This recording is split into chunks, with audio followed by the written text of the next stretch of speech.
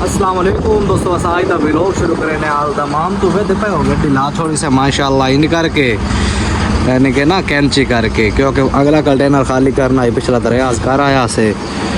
तो उन्हें कोई मुश्किल नहीं है जनाब, कर देने हैं खाली इंदे कर देने हैं, चेंज करा के आवन की कोई लोड़ नहीं। सामान में थोड़ा जी आई असा के तुम विखा भी है गड्डी कैंची कर छोड़ी थे तो हूँ अपना लिफ्ट आया खला सामान काट ले सन ते असा अपने घर दे अपने घर ठीक हो गया। बाकी एक सामान लोड करने वाला डैना छोटा वे पे जैक सिस्टम ये तो दिखाई उन्हें चालू होता है तो ये उत्ते आके सामान रखे सी तो पर प्रेशर नाल जैक चवी पई सी ते विच ठीक हो गया वे पे हो, यानी कि मुश्किल नहीं होनी। ये अपनी गड्डी खाली करने वाला स्पिनर वगैरह आ गया, यानी कि छोटा लिफ्टर ये नाल खाली शाली करे सन असा तुम दिखाई पूरी रूटीन वे कि खाली करें दें। ओके पहले वाला लोड करूँ उस तो बाद साड़ा खाली करे सन ये उत्ते वे पाए हुए रखे सी वो चाह के आपे विच रख ले सी वे पे। दोस्तों अज की साड़ी रूटीन इतों शुरू होती पे, यानी कि राती थाई आ गया से ये हूँ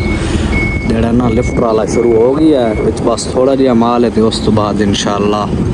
पुछते दसेने हैं भाई उनके करना से खाली वापस आना से या कोई लोड शोड करना है जिमें कंपनी जरूर आर्डर मिल से उस हिसाब नाल इंशाल्लाह निकल गई सी। कहते पे वो अपनी भाईजान गड्डी खिला रही से ते तमाम सो मथे ते बहने कोई नाश्ता वाश्ता करेने बाकी तरतीबा मत बाद जौन जा रानियां गड्डियां वेखियां ने आवाज पाऊँ इस होटल ते आ गए हैं हूँ ऑर्डर की बैठे हैं खाना शाना खाने सुफरा लग गया वे पायो बहुत ही प्यारा दिया माशाल्लाह है होटल। नाश्ता शास्ता कर लिया से हूँ वहने गड्डी देर वहदे पे वेट बंद करेने क्योंकि उन्हें वेट करो तो हम दसेने कंपनी साड़ी का आर्डर आया भाई वेट करो तो उन्हें दसेने एक कंटेनर थाई ला के तो लोड करके आना या खाली आना है। वैसे पे बस आए बंदे पितरेर की शिरकत है, पितरेर की गड्डी ने लेंदा पिया टायर लोड करूए वे पे पितरेर अपनी गड्डी लाई खला ते टायर लोड करूए। ये अपने पितरेर की गड्डी ने बिल्कुल छोटी रही ठीक है वे पायो बिल्कुल नवी है ये भी टायर बच्चे वे पायो लोड हो गया नहीं था यानी कि बिल्कुल नाल नाल रहना होंदा इन्ना ये था लामने सिलाई नेड़े वे पायो टायर वाला शिरका यानी कि इथों न लडावने ते दसना भाई फिलानी थारे ला दे उत्थे बन के सलाह दे उन्हें वे छोटी जी गड्डी है बिल्कुल ओका कार आर कते तेरी चस लै गया सारा जड़ा ना रूल दे बदे रहते हैं कह लेदे ते कह लेदे कह ले जद्दा दे दमाम ते रियाज ते कह ले कसीम ते कह ले हाइल ते कह ले किदाई ते पितरेर बस इथों लेना ते 10-15 किलोमीटर ज़्यादा तो ज़्यादा लगेगा, ज़्यादा तो ज़्यादा 100 किलोमीटर 150 ज़्यादा तो ज़्यादा बस इस तो बाद मेरे हिसाब नाल कोई नहीं वहदे ते छोटी गड्डी है ना ममनू ना कोई एडा ओवरटेक का ही कोई नहीं मसला होंदा ते ममनू दा उन्हें कोई टेंशन नहीं होंदी। बाकी उनकी ताई भोली बंदे दा बंदा छोटी गड्डी होंदी है निक्कियां गलियों च मुड़ वही जिथों कार फेर गई उथों फेर वही है। ये पितरेर की गड्डी ने हाजी असद साहब दी इन्हें दमाम ये अपना पितरेर ही निक्की जी गड्डी है तो उका टायर लड्डी वध्या मैं अजकल टायर लाइंदा बताऊँ ठीक है अपनी गड्डी दे खली है असा के कोई टायर शहर ला आविए फिर टोरा आविए पितरेर नाल छोटी गड्डी है टायर इतना नेड़े नेड़े लामने आना के सार ले बहने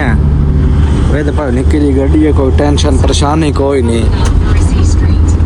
टायर ला के तो बत बहने अपनी गड्डी देर वे भाई अपना पितरेर साड़ी खिदमत कर रही है हूँ अस इन्हों की जान छोड़ू है जड़ा ना ये चावल खा के चेक करो जनाब बस भाई असद को वधे दे रहा है टुकर शुकर खा दस गड्डी अपनी खाली की आई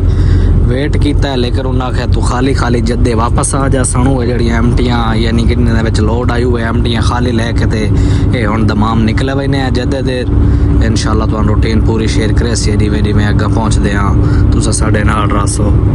अस हूँ जद्दे चो इंशाल्लाह बहर दर निकलते पे वेदे पे पर आमन वाले पास रश अस हूँ जद्दे सॉरी जद्दे चो आदा पियाँ दमाम चो अस बहर निकलते वधे हाँ इंशाल्लाह असा मैंने जी जद्दे बिल्कुल खाली खाली है एमटियाँ लैके जड़ियाँ लै आया से चेक करो दोस्तों वेदे पाओ सारे टिब्बे टिब्बे ही ने असा हुन हटे वने जनाब रियाज देर लेकिन असा एक विचूरा वंदा अल हस्से वाले पासे उदो वंदे पाया ते वेदे पाओ जिवें अपने कोलो पाकिस्तान अपने साडे इलाके च जंग दे इलाके च टिब्बे शिब्बे होंदे इत्थे भी हुंदे यार टिब्बे ही ने वेदे पाओ सारे टिब्बे टिब्बे तोड़ता इंदे हनेर गुलिया खला उक्का धूड़ी धूड़े अस हुन वैसी इंशाल्लाह रियाज राती क्योंकि ममनू खोलदा राती क्रॉस करे सी रियाज ते उस तो बाद इंशाल्लाह कल वाला सफर जेड़ा रियाज तो अगे शुरू करे सी रियाज क्रॉस करके किदा सैं पहुंची ते उस तो बाद इंशाल्लाह ठीक है दे बाद सुबह सफर शुरू करे सी रियाज तो अगों असा मैंने जी जदे इंशाल्लाह वक्त कल शाम ताईं तकरीबन पहुंच वैसी है इन्हें अलहसियाला रोड यानी कि विचों मेन यानी कि वैनो वे परो सीधा ता वो बिल्कुल सीधा तो लै वैसी रोड रियाज तो तमाम लेकिन ये विचों राह वंदा एक और चेक करो दोस्तों एक और खूबसूरत जै शाम हो गई ने ते इंशाल्लाह समय तकरीबन कोई 100 थोड़ा ही सफ़र रह गया रियाज का तकरीबन कोई रह गया 100-150 किलोमीटर